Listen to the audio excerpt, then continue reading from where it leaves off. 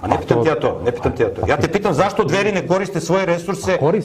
Koriste. Navedi mi jedan primjer gde koriste. Evo ja ću da ti kažem. Samo jedan, ne dva, jedan. U jednoj prostoj priči. Počeo od lokala pa nadalje. Pokušavao sam sve vreme da ispričam priču koja je suštinski promenila tog Drugog svjetskog rata u Republici Srbiji, a vezana je direktno za bombardovanje Leskovca i srpskih gradova u Republici Srbiji, iznošeći najnovije istraživanje i pokazanje. Pričao si priču. Pričao sam priču. Samo ne znam koliko je daleko. Ja te pitam šta si radio, Batu? Pričao sam priču. Znači ti si radio, pričao si priču. priču. Ljude da im ispričam istinu, odnosno da im iznesem ove stavove. Pa sam onda lepo, evo ja ću sad možda prvi put da kažem zvanično i javno. Ja sam prvi još 2013. godine izneo kritiku sistema koji je vezan za strane investitore i investiranje u strane investitore. Opet si pričao priču. Ne, nisam pričao priču, nego sam dokazao na sudu. Znači, strani investitori su me tužili, pa sam dobio na sudu posle 2 godine i moje golgote, dobio sam presudu u moju korist. Kakve koristi srpski narod ima od toga? Srpski narod, i narod u Srbiji. Srpski narod će imati onog momenta kada...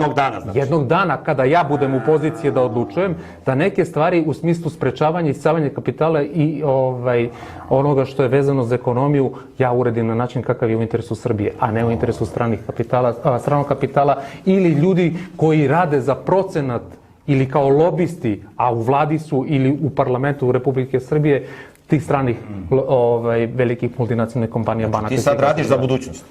Ja sam izneo stavove i branim ih i zastupam ih. A ja te pitam šta si radio? Ti mi kažeš iznosiš si priču za budućnost. Evo, dragi gledalci, čuli ste šta radi. Ajde nam sad onda ispričaj, evo to ti si na primjer to radi. Reci nam onda ovi drugi iz Dveri, pošto si ti visoko pozicionar u Dverima, a reci nam šta ovi drugi rade i pokret Dveri da se u Srbiji bolje živi u okvirima demokratije, što nije lako živjeti dobro u okvirima demokratije kad te spoljni faktor stalno stiska i namećete i forsirate sa nekim lošim zakonima i tako dalje. Šta su Dveri uradile od kad su postali parlamentarna stranka, jer su se od kad su postali parlamentarna stranka dramatično promenili po mom mišljenju u negativnom smislu.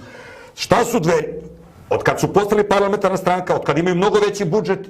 Jedan projekat mi reci šta su korisno. Kakve su to lepe floskule uigrane. Reci mi samo jednu. Kao da sam na Pinku, ako nešto drugo je. Ja te pitam, reci mi jednu stvar koju su Dveri korisno uradili, osim što su samo štetu pravili i sa dosmalijama hteli da ruše vlast. Jednu stvar mi reci, imate mnogo veći budžet od kad ste parlamentarna stranka. Reci mi jednu stvar. Pa dobro, za tebe 20.000 su mali budžet. Da. Pa ja više radim bez ikakvog budžeta, nikome ne finansira preko mog YouTube kanala, ja više radim nego što radi Dveri. Pa zar to nije bruka? Pa vi, zašto? Zato što mene pokreće ideologija, a vas treba da pokreće novac, vama trebaju da vi sve... Koga novac pokreće?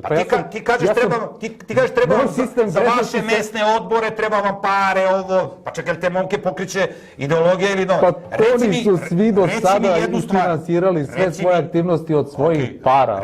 Radili su i plaćali zakup prostorija, mogućnost da se negdje pojave... Reci mi jednu stvar koju su Dveri uradile korisno od kad su parlamentarna stranka. Jednu stvar, osim pljuvačine vlasti. Reci mi jednu stvar. Evo ti si rekao šta si ti radio. Pričao si priču za budućnost. To si ti radio. Tako si. Reci mi šta su Dveri uradile od kad su postali parlamentarna stranka. Jednu korisnu stvar. Da postoji logika u ovoj zemlji i ovom parlamentu. Logika. Da postoji logika. Dobro. Bilo bi sasvim logično da kada neko iznese neki predlog kao skupštinski predlog, on bar bude stavljen na glasanje, a ne da se jednostavno odbije u korenu iz tog momenta. Znači, između ostalog, predlagali smo zakonski. Pa ti ne znaš kako funkcioniše demokratija i parlamentarizam. Ne znam. Oni se dogovore pre toga, evo da ti objasnim. Ne, samo sad dozvoli da ti kažem.